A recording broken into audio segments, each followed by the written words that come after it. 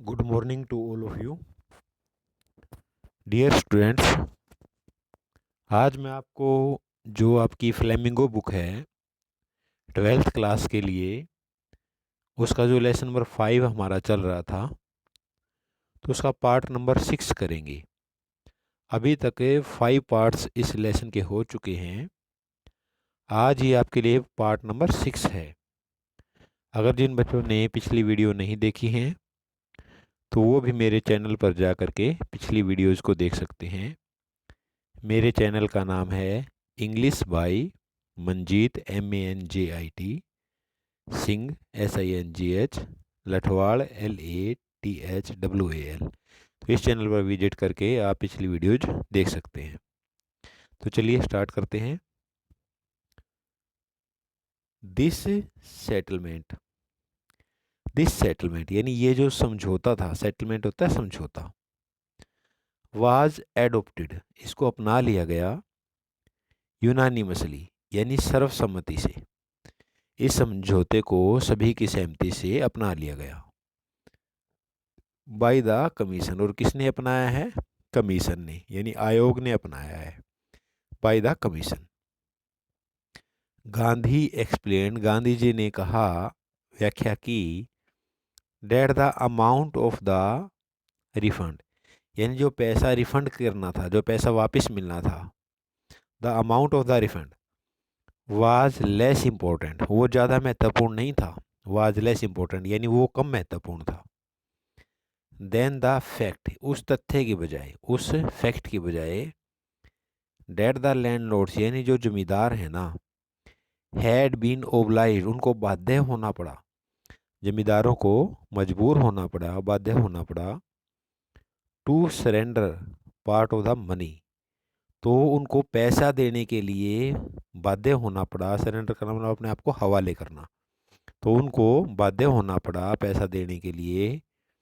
And with it, और पैसे के साथ साथ, पार्ट ऑफ देयर प्रेस्टीज, जो उनकी प्रतिष्ठा थी ना, जो अपने आप को वो भाई ये सोचते थे भी हम कानून से ऊपर हैं, तो जो उनकी प्रतिष्ठा थी उनको प्रेस्टीज बोलते हैं, तो प्रतिष्ठा भी उनको अपनी समर्पित करनी पड़ी।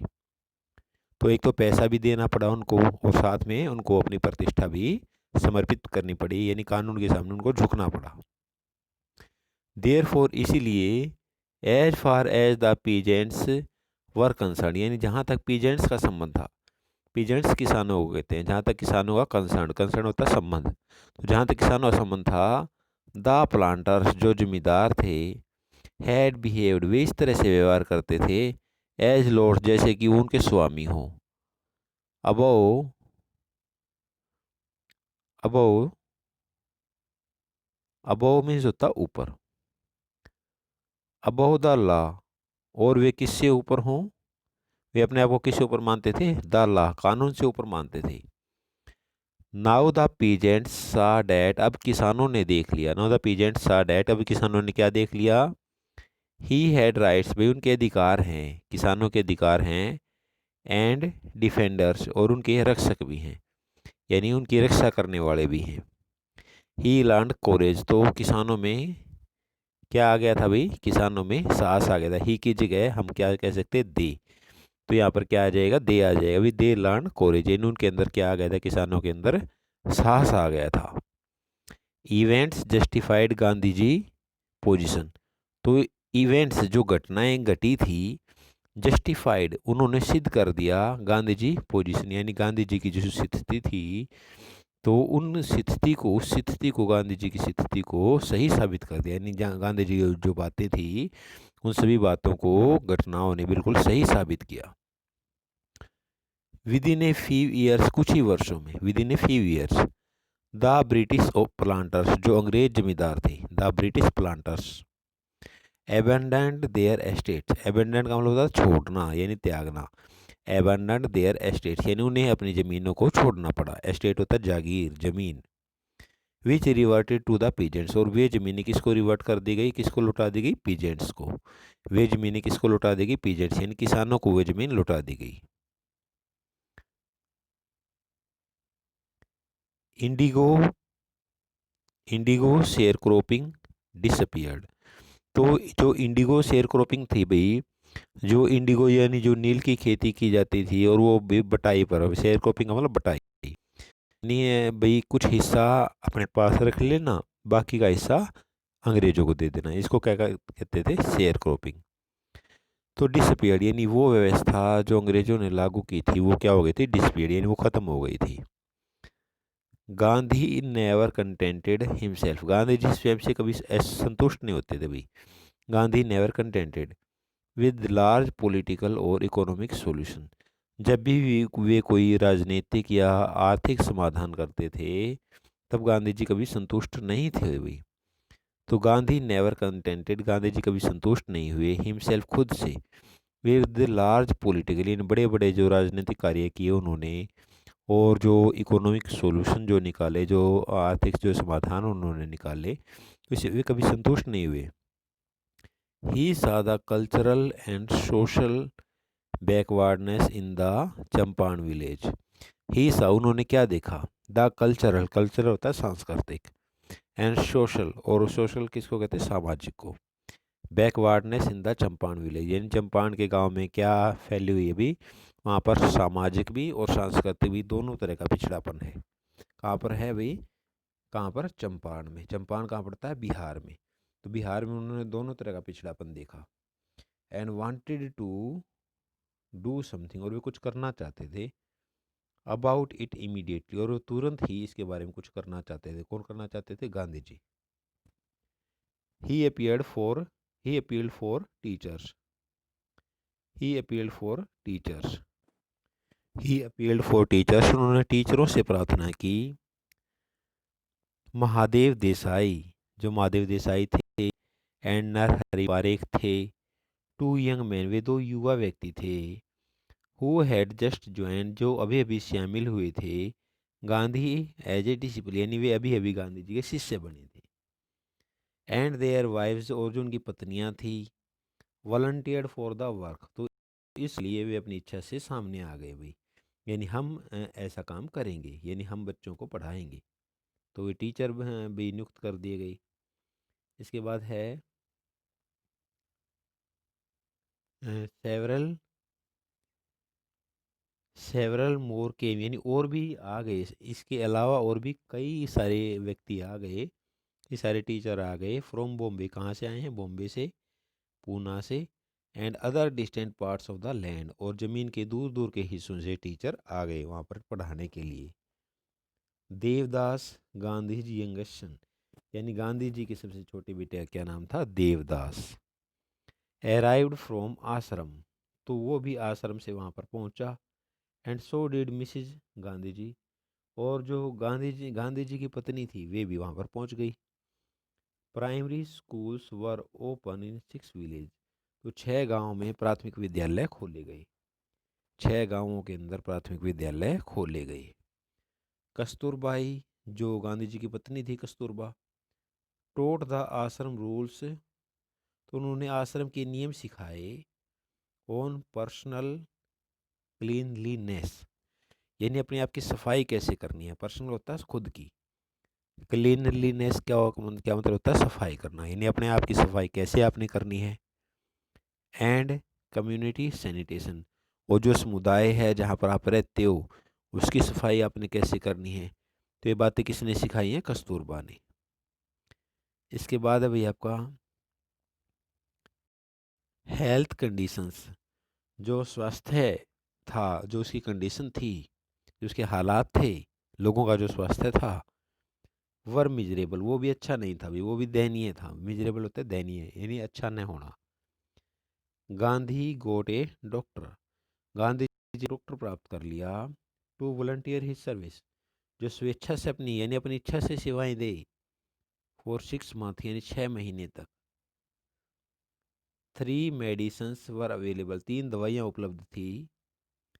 क्या क्या दवाइयाँ थी, कैस्टर ऑयल, कैस्टर ऑयल अरंडी का तेल, कुनीन जो दवाई थी, एंड सल्फर ऑइंटमेंट, और गंधक का मरहम, गंधक का मरहम, सल्फर ऑइंटमेंट होता है गंधक, सल्फर मीन्स गंधक, ऑइंटमेंट होता है मरहम, यानी गंधक का मरहम मरहम। 3 दवाइयाँ उपलब्ध थी, क्या क्या दवाइयाँ थी, कैस्टर ऑयल अरंडी का तेल, कुनीन, और तीसरी क्या थी भाई, सल्फर ऑइंटमेंट यानी गंधक का मरहम। एनीबॉडी कोई भी व्यक्ति, हु शोड ए कोएटेड टंग यानी जिसकी जीभ के ऊपर मैली जम जाती, यानी जिसको खांसी वगैरह हो जाती। कोएटेड टंग का मतलब है मैली जम जाना यानी खांसी हो जाना। Was given A dose of castor oil, तो उसको क्या दिया जाता, उसको कैस्टर ऑयल यानी अरंडी का तेल दिया जाता भी पीने के लिए। एनीबॉडी विद मलेरिया, किसी को मलेरिया हो जाता यानी किसी को बुखार हो जाता भी, मलेरिया फीवर, रिसीव्ड, उनको कौन सी दवाई मिलती, कुनीन प्लस कैस्टर ऑयल, उसको कुनीन और अरंडी का तेल दोनों, बुखार होने पर क्या क्या दिया जाता, कुनीन प्लस कैस्टर ऑयल, एंड कुनीन और कैस्टर ऑयल को दिया जाता। एनीबॉडी विद स्किन इरेप्शंस, और किसी को स्किन यानी चमड़ी संबंधी कोई बीमारी हो जाती, यानी पर कोई यानी त्वचा पर कोई फुंसियाँ हो जाती, इरेप्शंस कहते हैं फुंसियाँ, तो रिसीव्ड, उसको क्या दवाई मिलती थी, ऑइंटमेंट यानी गंधक का मरहम प्लस कैस्टर ऑयल यानी अरंडी का तेल, गंधक का मरहम प्लस अरंडी का तेल, ये दोनों चीज़ें उसको मिलती थी। गांधी जी, गांधी नोटिस्ड, लिखा, Gandhi noticed the filthy state of women's cloth, यानी औरतों के कपड़े तो बड़े गंदे हैं, फिल्टी होता है गंदा, फिल्टी किसको कहते हैं, गंदा यानी जिसमें से दुर्गंध आती हो, तो औरतों के कपड़े तो बड़े गंदे हैं, गांधी जी ने ऐसा देखा। ही आस्ड कस्तूरबाई, उन्होंने कस्तूरबाई से कहा, to talk to them about it, यानी इसके बारे में उनसे बातें करें। One women to Kasturbai in to her hut, एक औरत कस्तूरबा को अपनी झोपड़ी में ले गई, ये कहा, लुक देखो, देर इज नो बॉक्स, यहाँ पर कोई संदूक नहीं है, और कबर्ड, और कोई अलमारी भी नहीं है, हेयर फ्लोर क्लोथ यानी कपड़ों को रखने के लिए, the sari I am wearing, जो साड़ी मैंने पहनी हुई है, is the only one I have, तो ये मेरे पास सिर्फ एकमात्र साड़ी है जो मैंने पहन रखी है। ये जो साड़ी है भाई, ये एकमात्र साड़ी है जो मैंने पहन रखी है।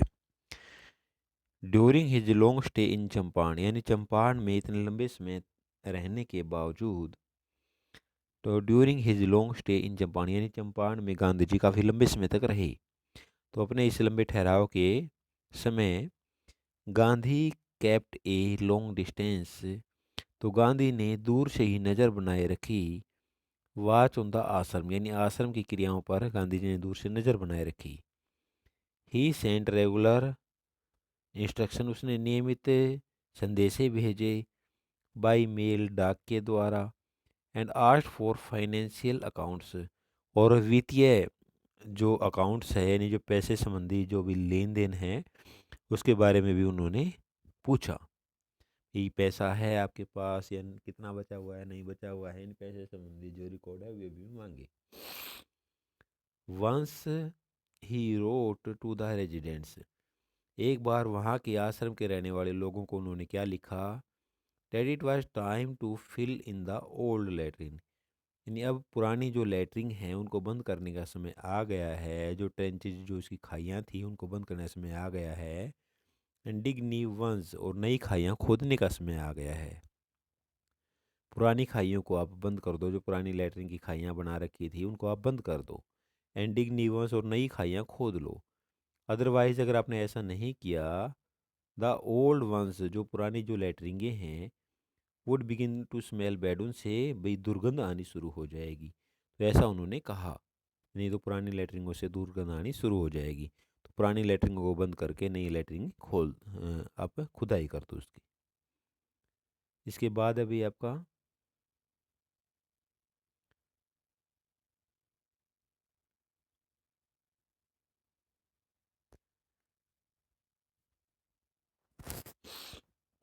प्यारे बच्चों, ये जो पार्ट था अभी तक जो हमने कहाँ तक किया है, स्मेल बैड, तो आप बताएंगे या आ गया है, और जो बच्चे नए जुड़े हैं तो वे भी अगर पिछली वीडियोस देखना चाहते हैं जो काम आज तक करवाया गया वे करना चाहते हैं तो इस चैनल को सब्सक्राइब करें ताकि आपको ज़्यादा से ज़्यादा फ़ायदा हो सके। तो चैनल का नाम है इंग्लिश बाई मंजीत सिंह लठवाड़। तो ओके, थैंक यू।